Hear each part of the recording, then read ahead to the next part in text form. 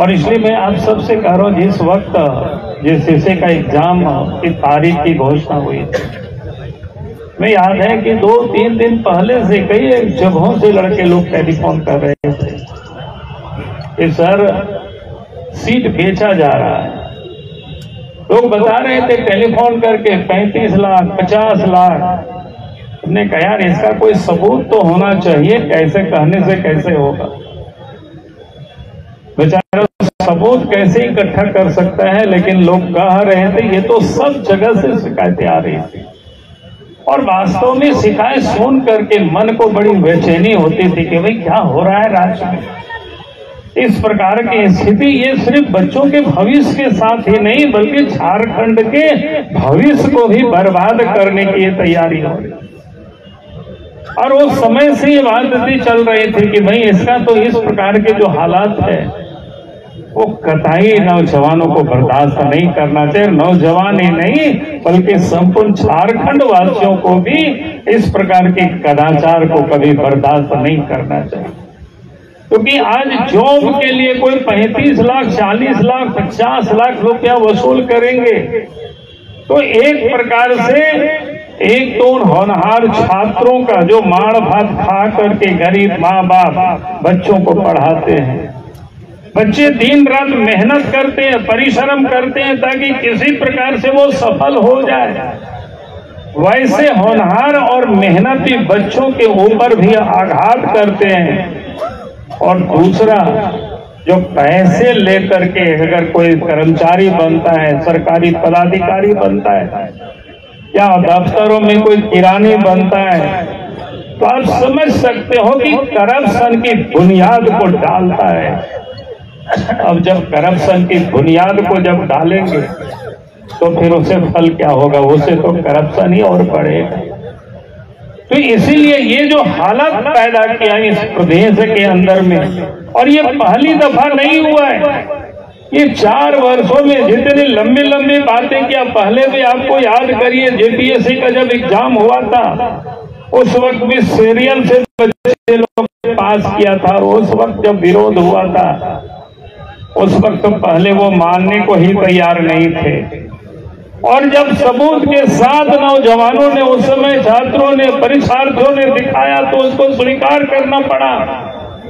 और उसके बाद की घटना भी आप सबको पता है, जब नौजवान सड़क पर विरोध करते हैं तो उसके ऊपर केस करते हैं, उनको केस करके डराने की कोशिश करते हैं। और इस बार भी वही हुआ है। जिन लोगों ने गड़बड़ किया है, जिन लोगों ने बेचने का काम किया है ना नौकरी को, उसके लिए तोल मोल कर रहे हैं। पेपर आउट होता है, पेपर लीकेज होता है, उन संस्थाओं के ऊपर नेम्ड एफआईआर नहीं करते। जो संस्थान में जो लोग बैठे हुए उन लोगों के ऊपर एफआईआर नहीं करते। आखिर इतनी बड़ी गड़बड़ी कैसे हो सकता है? एफआईआर केस के ऊपर होता है। जो नौजवान सड़क पर आकर के जो विरोध करता है, उन लोगों के ऊपर तो एफआईआर करते हैं। और 1 2 3 नहीं 11 ऐसी दफाएं लगा देते ताकि बच्चों का भविष्य बर्बाद हो जाए। और इतना ही नहीं बल्कि कानून भी उन्होंने ऐसी बनाया। पिछले दिनों आप सबने देखा होगा, मानव ने तो विधानसभा में भी उसका विरोध किया था। उसमें उन्होंने उन लोगों का भी, जो लोग छात्र विरोध करेंगे कदाचार की, जो इस प्रकार की गड़बड़ी होगा उसका जो आवाज उठाएंगे, उनके ऊपर भी वो केस करेंगे ताकि उस आवाज को भी दबाने की ये कोशिश करते हैं। इसलिए आज मैं यही कहने के लिए आया हूँ। आज जो झारखंड प्रदेश में पहले हेमंत सोरेन के नेतृत्व में क्या कहते हैं उसको, पार्ट 1 की सरकार थी। अब पार्ट 2 की सरकार तो अभी तुरंत बनी है, लेकिन ये क्या करेंगे? ये तो लोग कहते हैं ना, कूद के क्या कहते हैं, कूद के पांव पालने में ही पहचाना जाता है। तो अब तो ये पहचान में आ रहा है, जब इतना बड़ा घटना घटा है, 6 लाख से अधिक लड़के इस एग्जाम में शामिल हुए थे।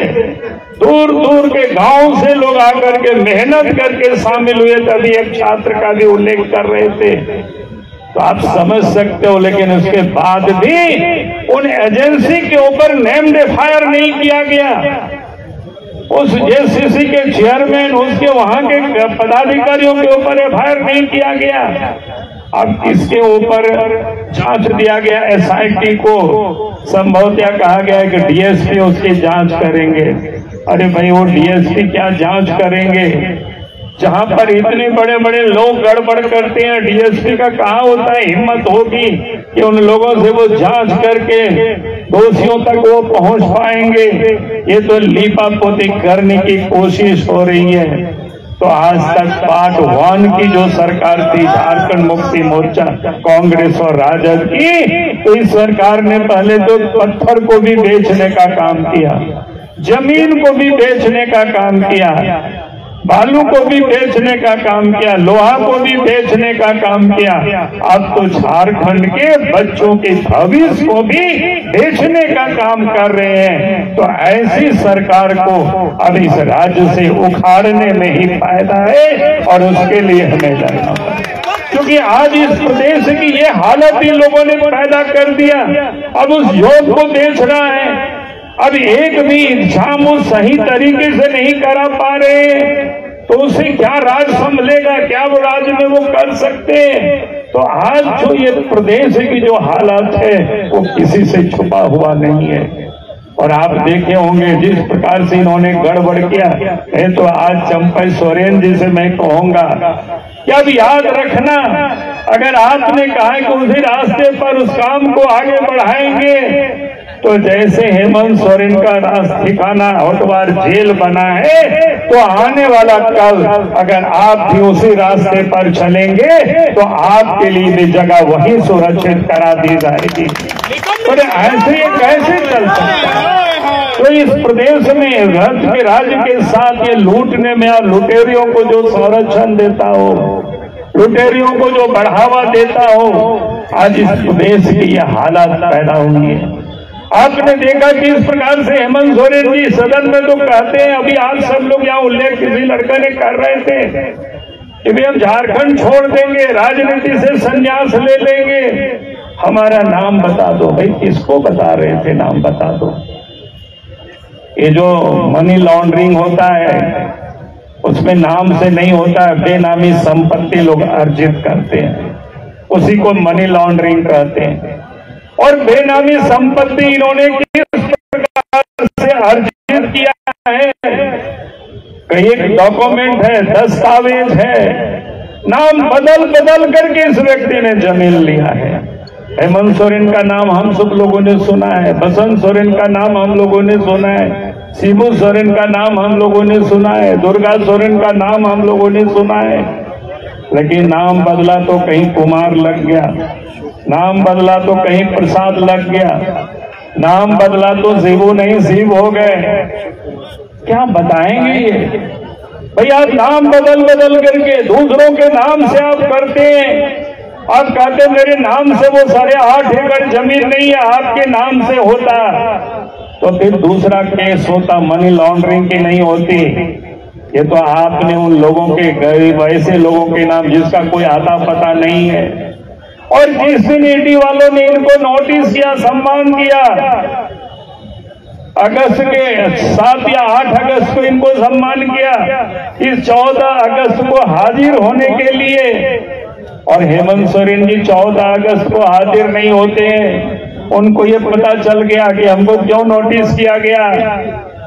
15 अगस्त को झंडोत्तोलन करते हैं और 16 अगस्त को उस जमीन की रिस्टोर के लिए एक मुंडा से उन्होंने आवेदन कराते हैं। और बड़ा इंटरेस्टिंग है, फिर आवेदन वो पढ़ा ही रहता है, उनको लग रहा था कि शायद कोई देखभाल नहीं करेंगे।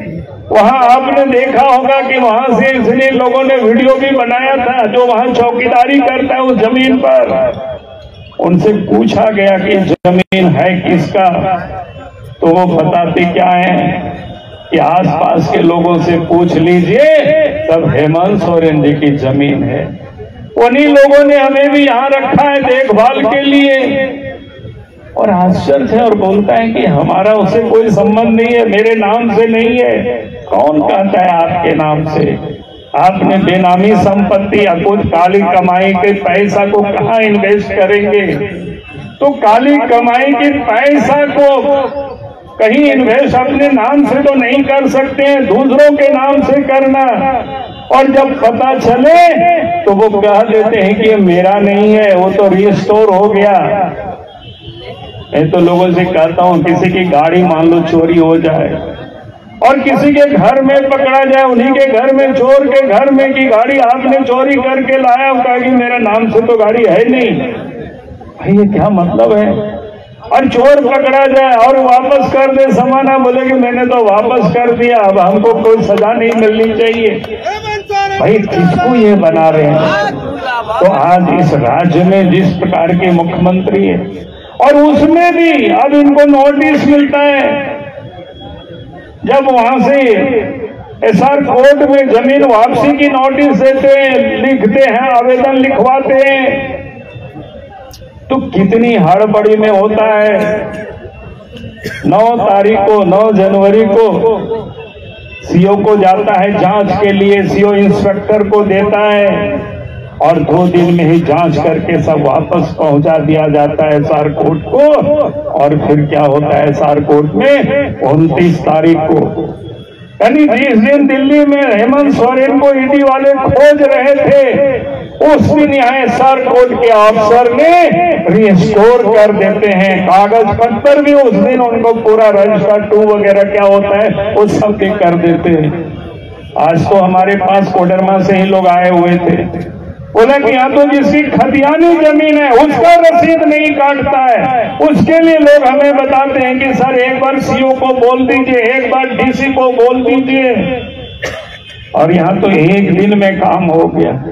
भाई हेमंत सोरेन जी, आप जांच एजेंसियों के आंख में इतना धूल झोंकने का मत करिए, पूरी दुनिया देख रही है।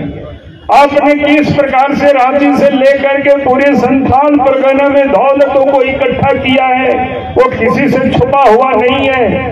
आपका कौन सा फैक्ट्री चल रहा है, कौन सा उद्योग आपने चला रखे हैं कि आप इतनी सारे जमीन को आप ऑयल कर रहे हैं। और आज तो अखबार में आप सब लोगों ने देखा, जिस BMW से घूम रहे थे, लोग कह रहे तो पैसा भी पेमेंट शायद यहाँ के जो सांसद है धीरज साहू जी, आप सबको राज्यसभा के सदस्य, आप सबको पता है पिछले दिनों उन्हीं के ठिकानों में इनकम टैक्स वालों ने छापा मारा तो 350 करोड़ रुपया मिला। उस समय भी हमने कहा था कि संभवतः ये पैसा हेमंत सोरेन का भी उसमें हो सकता है बड़ा हिस्सा। और आज जब वो आ रहा है कि आवाज सवेरे अखबार में मैंने देखा तो BMW का कनेक्शन कहीं न कहीं धीरज साहू जी के साथ है, तो मैं कह सकता हूं अगर ठीक से जांच होगी तो वो 350 करोड़ में भी हिस्सा आपको दिखाई पड़ेगा, इसका पैसा है। तो जिन लोगों ने परिवार के लिए लोग राजनीति करते हैं, पैसे के लिए लोग राजनीति करते हैं, उससे अधिक इनको कुछ भी नहीं दिखता है। और इसीलिए मैं आज आप सबसे यही कहने के लिए नौजवानों से मैं आया हूं कि लड़ाई का अंतिम ये नहीं है, लड़ाई का शुरुआत है।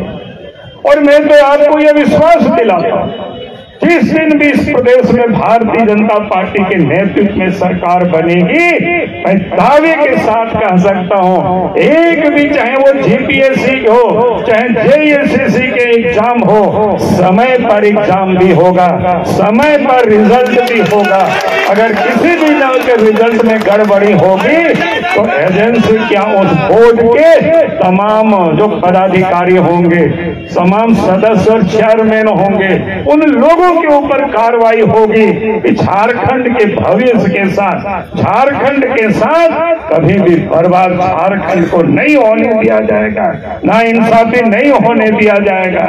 मैं यही आज आप सब लोगों को विश्वास दिलाने के लिए आया हूं, क्योंकि आज इस प्रकार की जो स्थिति को सुनते हैं या देखते हैं तो लगता है कि क्या हो रहा है झारखंड में।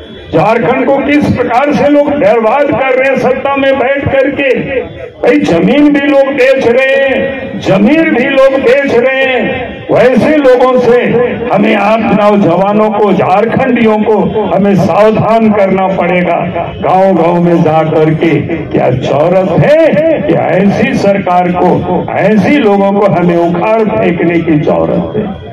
तभी ये झारखंड का भविष्य सुधर सकता है, तभी झारखंड के नौजवानों का भविष्य ठीक हो सकता है, तभी लोगों को अवसर मिल सकता है। आप अब देखते होंगे इस राज्य के अंदर में हर विभागों में सीट वैकेंट पड़ा हुआ है। भाई आप हाल क्यों नहीं करते हो? क्योंकि ये तो सिर्फ सौदेबाजी में लगे रहते हैं। कैसे सौदेबाजी हो जाए, कैसे पैसा कमाया जाए, कि हर क्षेत्र से पैसा कमाने के जुर्म में ही सरकार में बैठे हुए लोग लगे हुए हैं। और इसलिए मैं हेमंत सोरेन जी से कहता हूँ कि आप अगर चाहते हैं कि ईमानदारी से, कि बेईमानों से इस राज्य को बचाना, तो आप यहीं से शुरू करिए जहां बच्चों के भविष्य के साथ जो लोग खिलवाड़ कर रहे हैं उन लोगों के ऊपर आप नेम्ड FIR करिए। आप उस JCC के अध्यक्ष के ऊपर FIR करिए। आप यहाँ पर जैसे जिस एजेंसी से एग्जाम हुआ है उस एजेंसी के डायरेक्टर या उस एजेंसी से जितने भी जुड़े हुए लोग हैं उन लोगों के ऊपर FIR करिए, तब तो हम मानेंगे। और पूरे मामले को CBI से जांच कराइए चंपा सोरेन जी, तब हम मानेंगे कि वास्तव में आप झारखंड को भ्रष्टाचारियों से मुक्त करना चाहते हैं, झारखंड को बचाना चाहते हैं, झारखंड वासियों को आप न्याय दिलाना चाहते हैं। मैं यही निवेदन कर रहा हूँ क्या कहते हैं ये चंपा सोरेन जी से कि आप मुख्यमंत्री बने, आपके हाथों में यह बागडोर है, आप ईमानदारी से इस काम को करिए, आप डरिए मत। अगर आप भी इन लोगों के साथ मिल करके रहेंगे तो मैंने पहले ही कहा है तो आपके लिए भी रास्ता वही जाएगी, फिर अंतिम में फिर आपको भी कोई बचा नहीं सकता है। इसलिए मैं आप सबसे यही कह रहा हूं कि इस लड़ाई की यह शुरुआत है और आप सब लोग यहाँ इतनी तादाद में आए, इसलिए सभी नौजवानों को, सभी युवा मोर्चा के कार्यकर्ता को अपनी ओर से बहुत बहुत बधाई, बहुत बहुत धन्यवाद। इन्हीं शब्दों के साथ मैं अपनी बात को समाप्त करता हूँ। जय हिंद, जय झारखंड, जोहार।